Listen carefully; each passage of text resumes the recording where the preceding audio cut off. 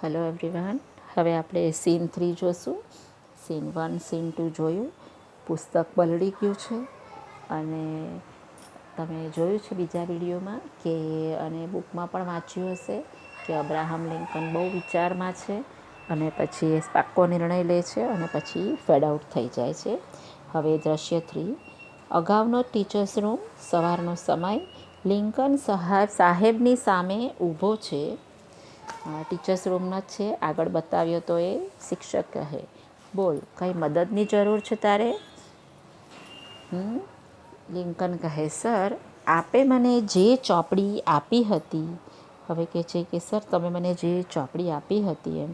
શિક્ષક કહે હસીને, તે હજી સુધી તું વાંચી શક્યો નથી? કશો વાંધો નહીં, 2-4 દિવસ રાખ તું તારી પાસે, પણ વાંચ. બહુ સારી ચોપડી છે કે તું વાંચ, એમ બહુ સરસ છે.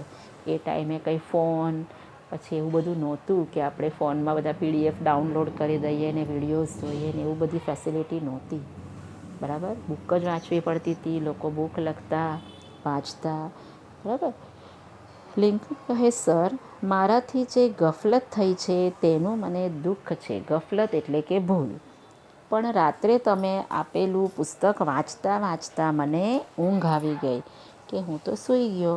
એનો મને ખ્યાલ જ ન રહ્યો કે પુસ્તક નીચે ક્યારે પડી ગયું. સર, હું વાંચતા વાંચતા સૂઈ ગયો તો ક્યારે બુક નીચે પડી એ મને ખબર પડી નહીં. ગઈકાલે રાત્રે ખૂબ જ વરસાદ પડ્યો હતો કે કાલે રાત્રે એટલો બધો વરસાદ પડ્યો. બારી વાટે મારા ઘરમાં પાણી ભરાતા. બારી વાટે એટલે બારીમાંથી મારા ઘરમાં પાણી ભરાઈ ગયું અને આપે આપેલું પુસ્તક પછી બતાવે છે કે પાણીમાં પલળી ગયું. એવી દશા થઈ છે કે પુસ્તકની કે વાંચવાના કામનું જ નથી રહ્યું. એવું ખરાબ હાલત થઈ છે કે વાંચવામાં કામ આવી શકે એમ નથી. હું ગુનેગાર છું સાહેબ, હું તમારો ગુનેગાર છું. કે હું કલ્પ્રિટ છું એમ. ગુનેગાર એટલે કલ્પ્રિટ, કે હું તમારો ગુનેગાર છું. તમારી ચોપડી. શિક્ષક કહે, નવી ખરીદીને તું મને પાછી આપી શકે તેમ નથી. એમ જ કહેવું છે ને તારે, કે તું મને આપી શકે નથી, એમ જ તારે કહેવું છે ને? લિંકન કહે, હા સાહેબ, મારી પરિસ્થિતિનો સ્પેલિંગ જુઓ, બધી રસવાઈ છે. શિક્ષક કહે, આઈ નો, મારું પુસ્તક બગડ્યું તારી બેદરકારીથી. પણ લિંકન, તું સાચું બોલ્યો તેથી મને ખૂબ જ આનંદ થયો. મને ખબર છે કે મારી પુસ્તક બગડ્યું છે તારી બેદરકારી એટલે તારી કેરલેસનેસથી. તારે રાત્રે વાંચીને પછી સરખું મૂકીને પછી સૂઈ જવું તું, પણ એ તારી ભૂલ છે. પણ લિંકન, તું સાચું બોલ્યો છે એટલે મને બહુ આનંદ થયો, હું બહુ ખુશ છું એમ. લિંકન, પણ સર, આપનું પુસ્તક. શિક્ષક કહે, ભૂલનો એકરાર કર્યો છે તે એટલે માફ કરી દઉં છું. તું સાચું બોલ્યો છે એટલે હું તને માફ કરું છું.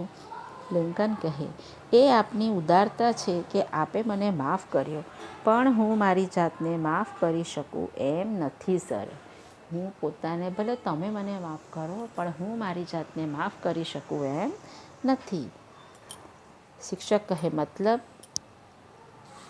શિક્ષક કહે, મતલબ એટલે. લિંકન કહે, પુસ્તકની કિંમત હું ચૂકવી શકું એમ નથી અને મારી પાસે આપને ત્યાં થોડા દિવસ કામે રાખેલો.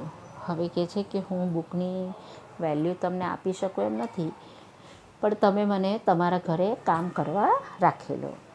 હું એ રીતે આપને આપના પુસ્તકની કિંમત ચૂકવવા માગું છું. હું એ રીતે તમારા પુસ્તકની કિંમત ચૂકવી દઉં.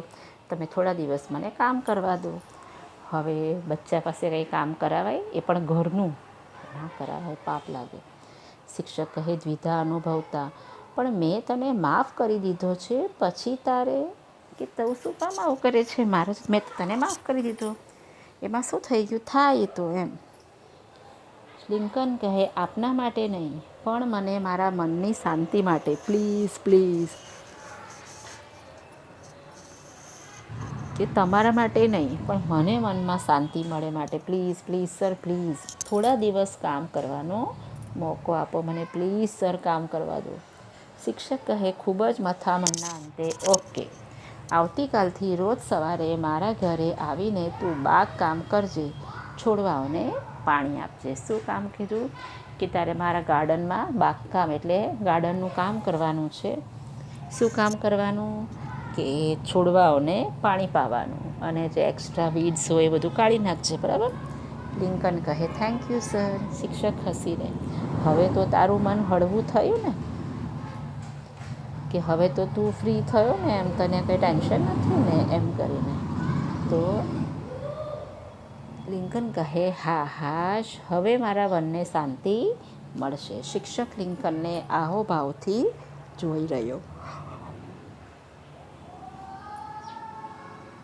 હવે આપણે શબ્દ સમજૂતી જોશું. ગર્વ, પોતાની કે અન્યની કોઈ વિશેષતા માટેનો અહોભાવ, અભિમાન.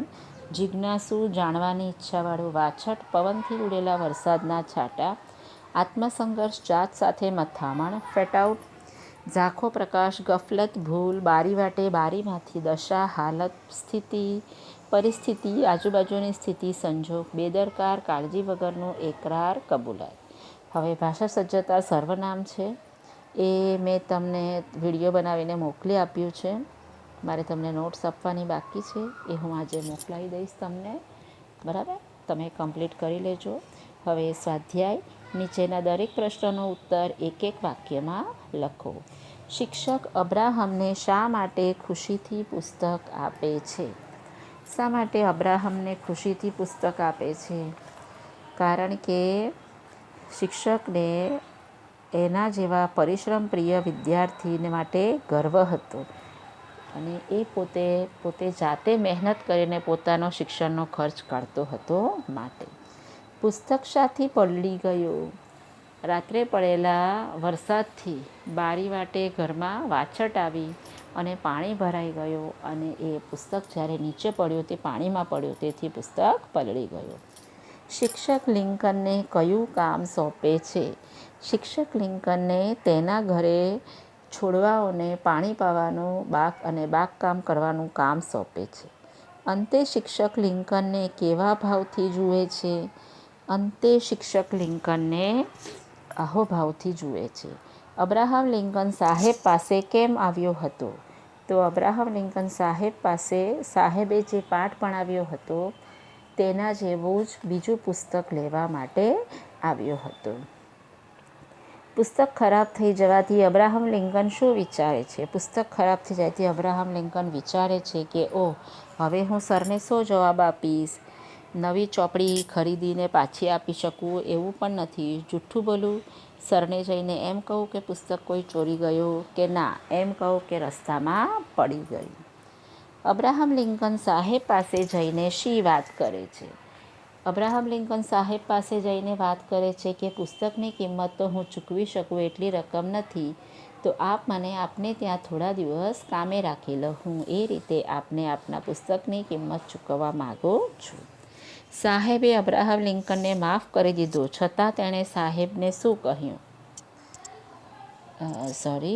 એ થર્ડ વન આપણે બીજો છે. અબ્રાહમ લિંકન સાહેબ પાસે જઈને શી વાત કરે છે? કે અબ્રાહમ લિંકન સાહેબ પાસે જઈને વાત કરે છે કે મારાથી ભૂલ થઈ ગઈ છે, કે રાત્રે તમે આપેલું પુસ્તક વાંચતાં વાંચતાં મને ઊંઘ આવી ગઈ અને પુસ્તક ક્યારે નીચે પડી ગયો એનો મને ખ્યાલ પણ આવ્યો નહીં અને એ બારીમાંથી વાછટ આવતા ઘરમાં પાણી ભરાતા આપનું પુસ્તક પલળી ગયું. હું આપનો ગુનેગાર છું. હવે સાહેબે અબ્રાહમ લિંકનને માફ કરી દીધો, છતાં તેણે સાહેબને શું કહ્યું?